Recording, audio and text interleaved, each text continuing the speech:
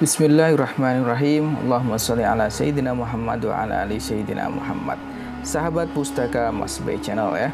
Di video sebelumnya, video untuk sesi pertama, kita sudah melihat seperti apa suasana di bagian depan dari makam Syekh Makdum Wali. Dan juga kita sudah melihat situasi di makam-makam yang ada di sekitaran dari makam utama. Itu ada makam beberapa tokoh yang merupakan murid dari Syekh Makdum Wali ya. Nah, sekarang kita akan melihat lebih dalam atau kita akan masuk ke area utama dari Astana Pasir Luhur atau area makam Syekh Makdum Wali. Nah, di sini teman-teman bisa lihat ini adalah halaman yang cukup luas dan di sini tersedia beberapa pendopo untuk para pengunjung dan juga ada musola. Nanti kita akan masuk ke musolanya ya. Kita akan lihat seperti apa kondisi di dalam musola tersebut. Kemudian kita nanti akan menuju ke ruang utama. Nah, itu dia ruang utama yang merupakan makom dari Syekh Makdum Wali. Ya, untuk para sahabat dari Pustaka Mas Bay Channel ya, kali ini saya ada di Masjid Al-Karomah Astana Pasir Luhur. Nah, ini masjid yang dibangun dan diserahkan pada tanggal 12 Rabiul Awal. Nah, ini pas banget dengan hari kelahiran Rasulullah SAW ya.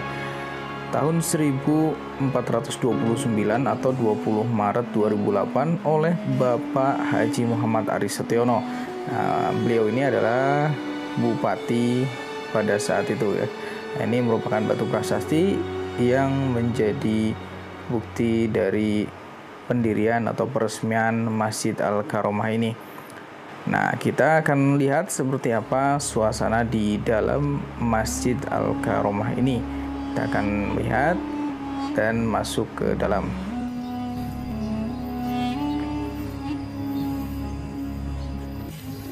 Ini merupakan salah satu ciri khas dari musola ataupun masjid yang ada di tanah Jawa, yaitu ada beduk dan kentong.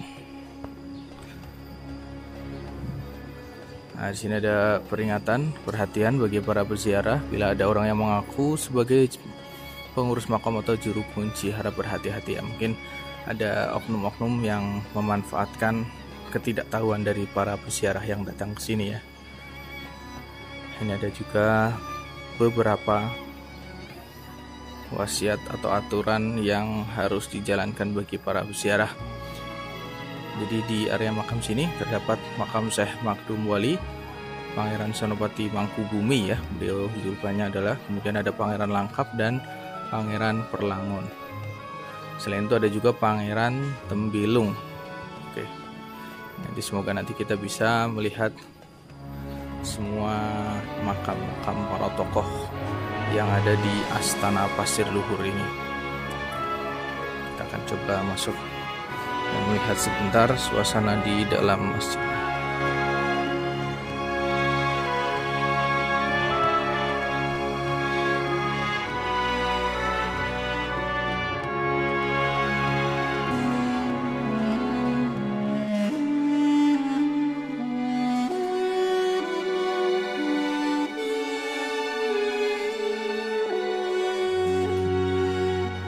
Keberadaan dari masjid ini tentunya sangat bermanfaat dan membantu bagi para peziarah atau para pengunjung yang datang ke sini ya.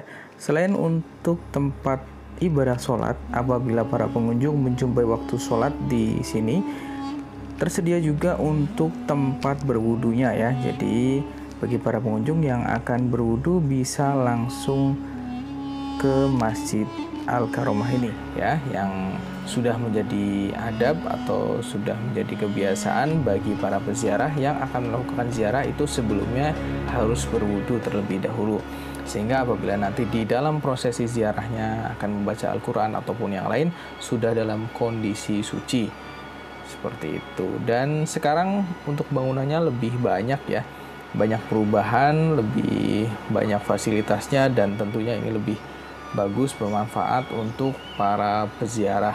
Sekarang banyak pendopo-pendopo yang bisa digunakan untuk istirahat bagi para rombongan, terutama untuk yang berziarah ke sini. Nah, ini teman-teman bisa dengar juga ya, suasana di sini itu masih sangat asri sekali, banyak pepohonan yang besar-besar, dan kita bisa dengar suara-suara dari burung, kicauan burung yang menyejukkan hati ya. Jadi selain kita berziarah ke sini, kita bisa belajar sejarah, kita bisa berdoa untuk para leluhur, para tokoh yang sudah berjasa di dalam penyebaran agama Islam di wilayah Kabupaten Banyumas. Kita juga bisa untuk relaksasi ya di sini karena suasananya sejuk sekali. Dan mungkin teman-teman yang ada di daerah Karanglewas, Purwokerto, Banyumas dan sekitarnya bisa untuk diagendakan berkunjung ke sini karena ini juga merupakan salah satu cagar budaya untuk kita bisa lebih mengenal sejarah daripada Kabupaten Banyumas.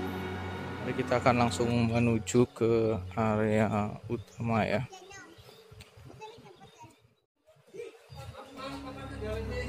Kak, agak.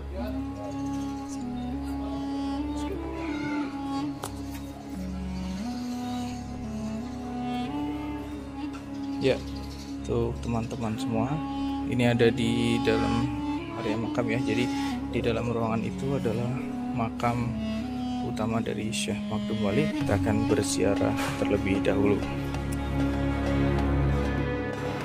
Ya, untuk memberikan informasi kepada para peziarah atau para pengunjung yang datang ke sini ya, itu di area bagian dalam makam Syekh Makdum Wali terpampang sebuah pengumuman yang berisikan jadwal kegiatan yang rutin diadakan di Astana Pasir Luhur ini. Jadi ada kegiatan tahunan dan juga ada kegiatan yang dilakukan mingguan ataupun bulanan. Nah, untuk kegiatan yang tahunan itu yang sudah rutin dilakukan adalah haul dari Syekh Makdum Wali, kemudian dari Pangeran Senopati Mangkubumi Pasir Luhur. Nah, ini biasanya diadakan setiap tanggal 2 Sya'ban.